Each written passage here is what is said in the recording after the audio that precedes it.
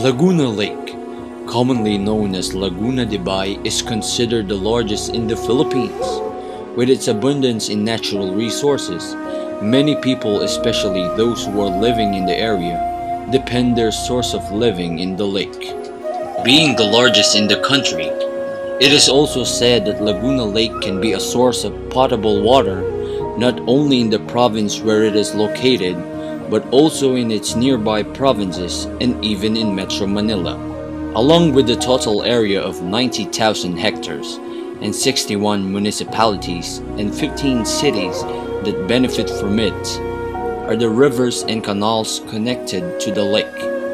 These rivers and canals have a big contribution to the present condition of Laguna Lake. How can we benefit from Laguna Lake? What are the problems that the lake is facing today? Does climate change affect its condition?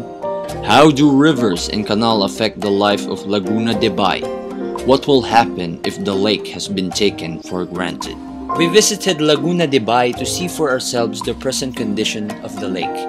Here, we met some of the residents living near the bay, had chat with them, and they shared their thoughts about the lake with us. Ito yung buhay namin. Sinasabi kong buhay namin dahil dito ako binuhay, dito ako binuhay sa tatay ko pa, sa lolo ko pa, dito kami binuhay, dito kami pinalaki. Hanggang sa mga anak ko din, dito din buha ng pinusuko sa mga pangailangan namin sa amin. To the residents here, the lake is very beneficial to them because everything they need for their everyday lives, from the food they have in the table to the kind of work they are doing, depend on what the lake can give to them. To see for ourselves the kind of life the fishermen have in Laguna Lake, we decided to join them in their fishing even before the sun rises. Sa akin nakakapagasari matawid gutom sa pamilya. Fishing is the main job of people living in the area.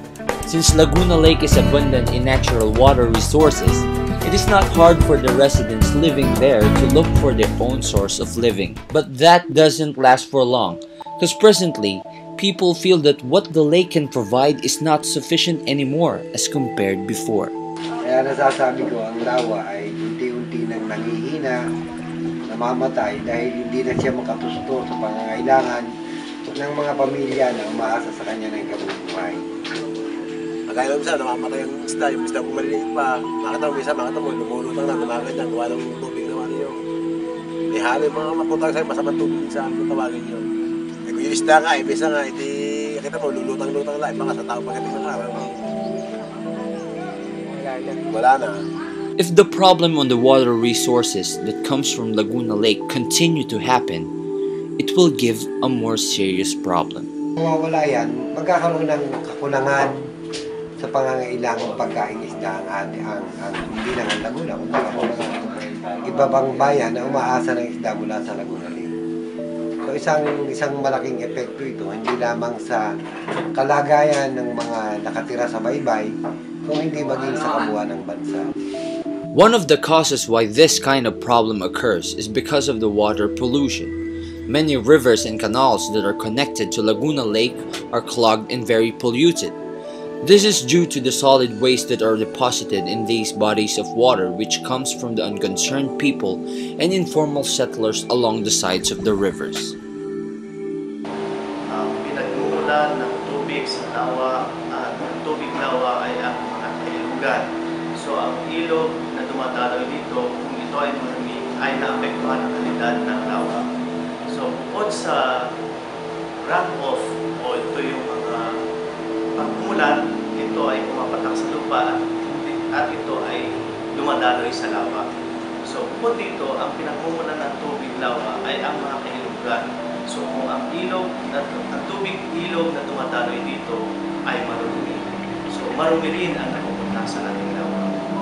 Because of the clogged rivers and canals, the waterways for Laguna Lake are already blocked, and this caused much more problems not only to the province of Laguna, but also in its nearby cities and municipalities.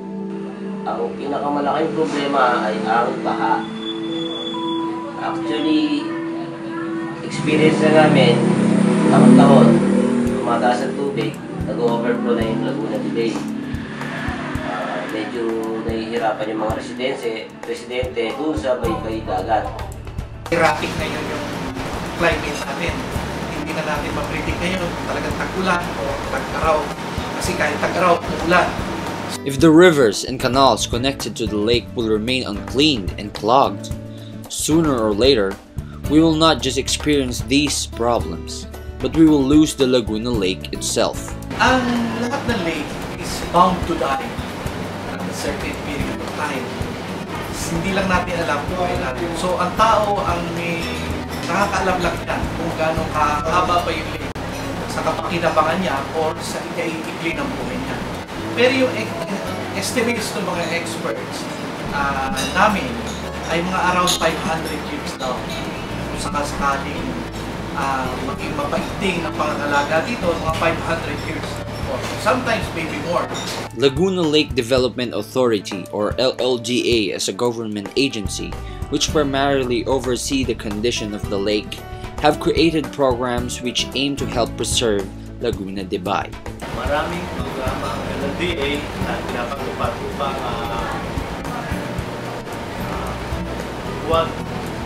upang hindi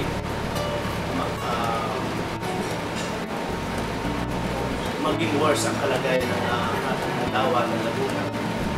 Isa dito ay ang river rehabilitation kung saan iba't ibang mga